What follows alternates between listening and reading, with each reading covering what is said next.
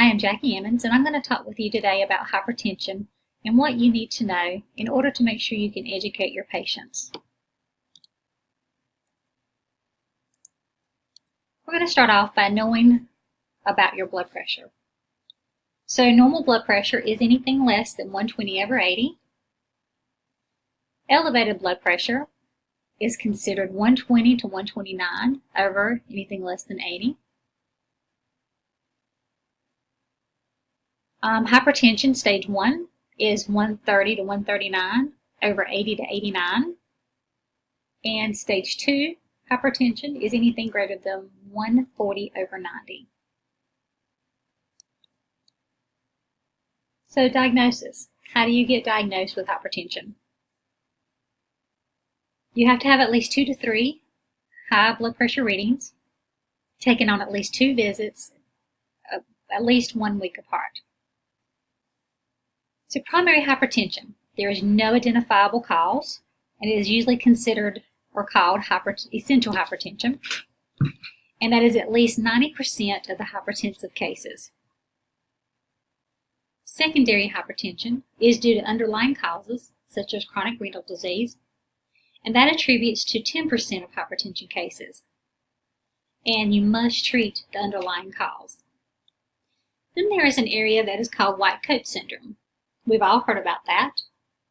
And that is when your blood pressure gets elevated when you go see the physician or you go to the clinic.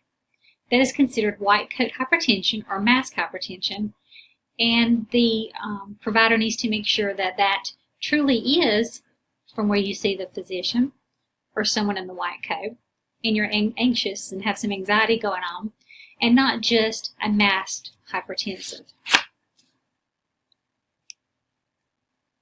So let's go back to the pathophysiology of hypertension. So some factors that affect arterial circulation or blood flow is peripheral vascular resistance, the blood pressure, and the mean arterial pressure is MAP, and MAP equals cardiac output times peripheral vascular resistance or PVR. Blood flow is the volume of blood that is transported in vessel, organs, or throughout circulation over a given time. It requires sufficient volume, pressure differences within the system, and is relatively high on the arterial side and lower on the venous side. So arterial blood pressure is created by the injection of blood from heart during systole and tension that is created by elastic arterial walls. It rises as the heart contracts during systole, and as we said earlier, the average systolic pressure in healthy adults is less than 120.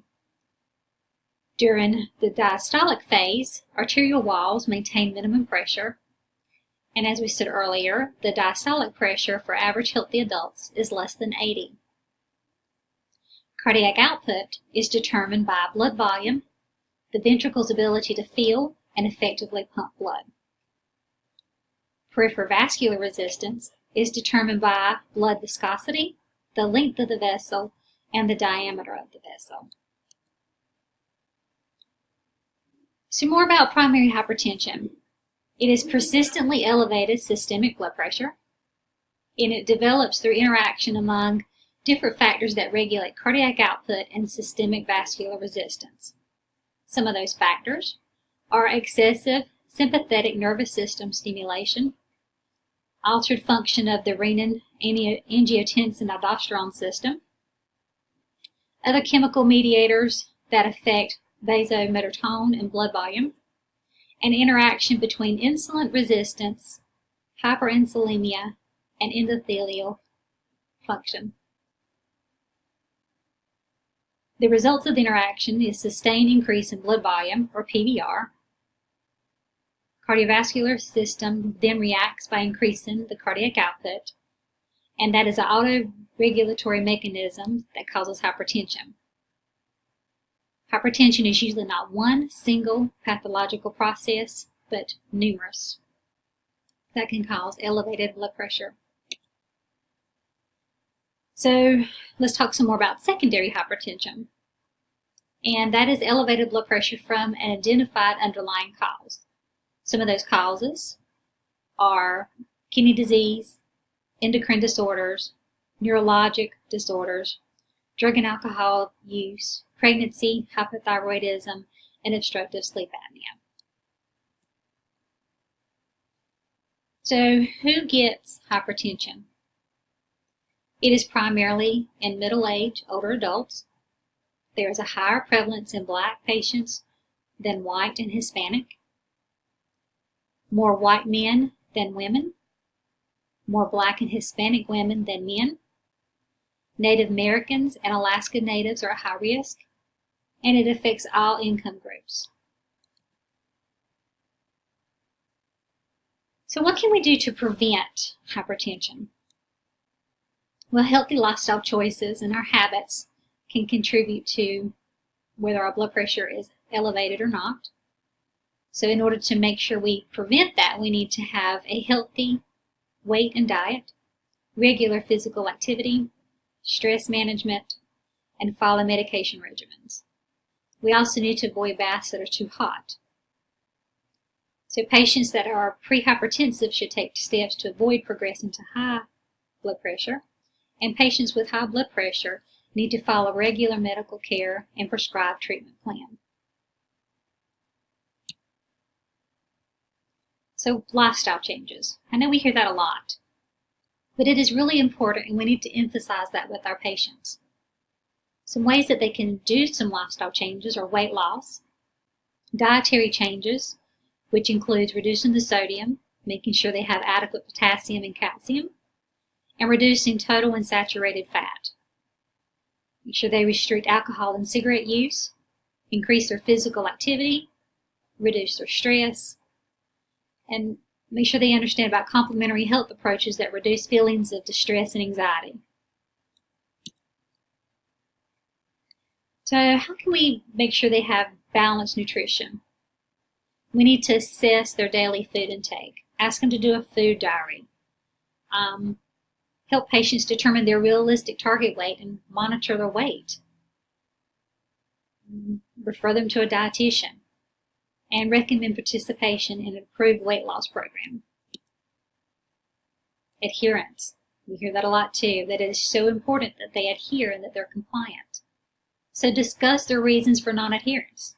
Listen without judging. Make sure we evaluate their knowledge regarding hypertension effects and treatments.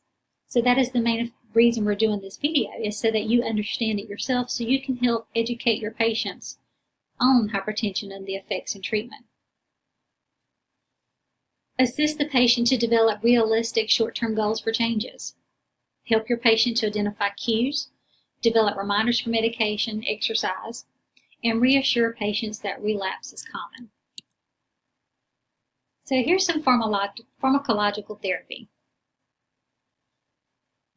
A lot of patients just cannot be compliant with doing lifestyle changes, and there are certain pharmacological therapies that need to come into play. So with primary hypertension, a lot of times the preferred treatment is going to be diuretics. They are relatively safe, they're tolerated well, and they're inexpensive. And their adverse reactions are usually dose-generated.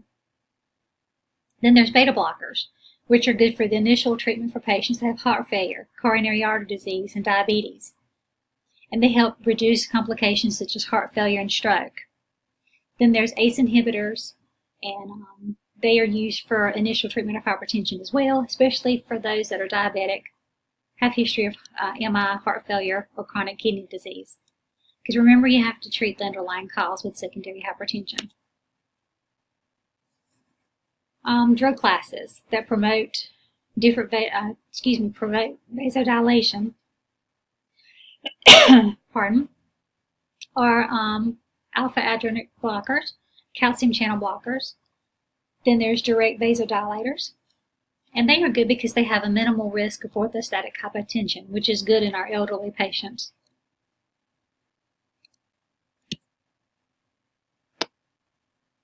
Drug regimens are usually one antihypertension at a low dose, and that's why diuretics are a good choice, because you can increase that as you need to, and it has little side effects. The dose is slowly increased until optimal blood pressure control is achieved. If the drug does not effectively lower the blood pressure, then a different drug from another class is substituted. If the drug is tolerated but is not controlling, a second drug from another class may be added. We all know that some of our patients are on 2 to 4 blood pressure medications.